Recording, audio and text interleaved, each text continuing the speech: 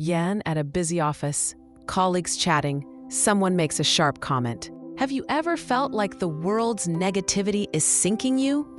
What if the real danger isn't what's around you, but what you let inside? Have you ever felt like you're drowning in other people's words, actions, and moods?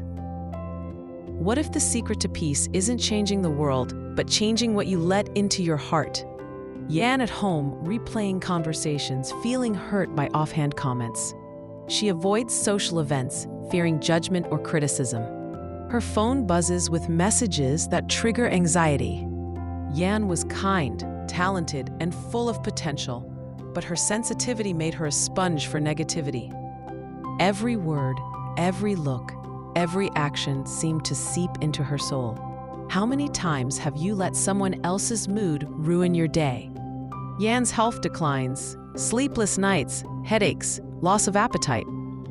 She withdraws from friends and family, feeling misunderstood and alone. Her work suffers as she struggles to focus.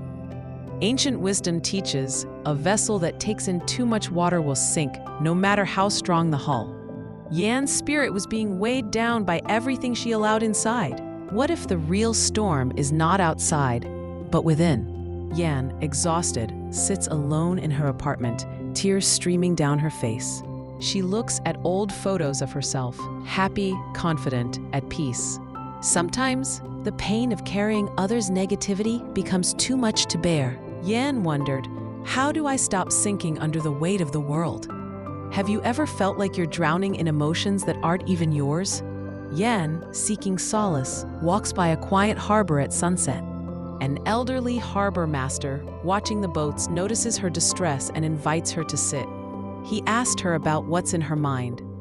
Harbor master said, "Ships don't sink because of the water around them. Ships sink because of the water that gets in them." Yan replied, "But how do I keep the water out?"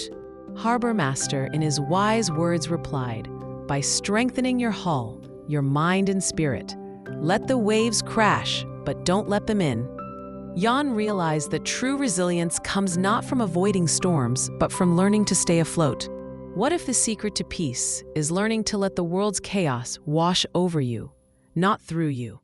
Yan starts practicing mindfulness, setting boundaries, and journaling her thoughts.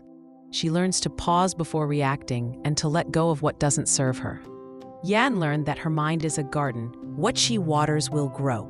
Ancient teachings remind us, guard your heart as you would a precious vessel, for from it flow the springs of life. Yan reconnects with friends, her confidence growing. She handles criticism with grace, and her work and relationships improve.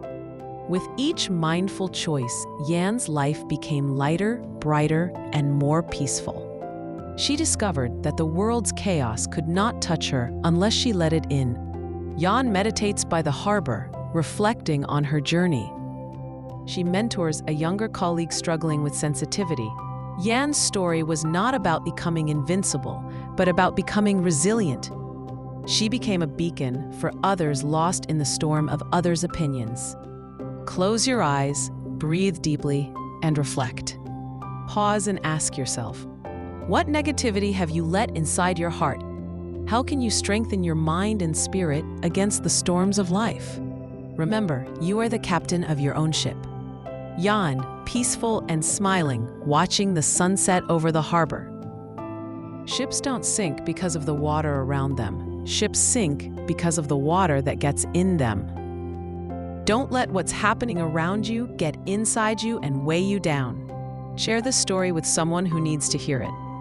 If you enjoyed this video, please like and subscribe for more inspiration. Together, let's build a world where we stay afloat, no matter how rough the seas.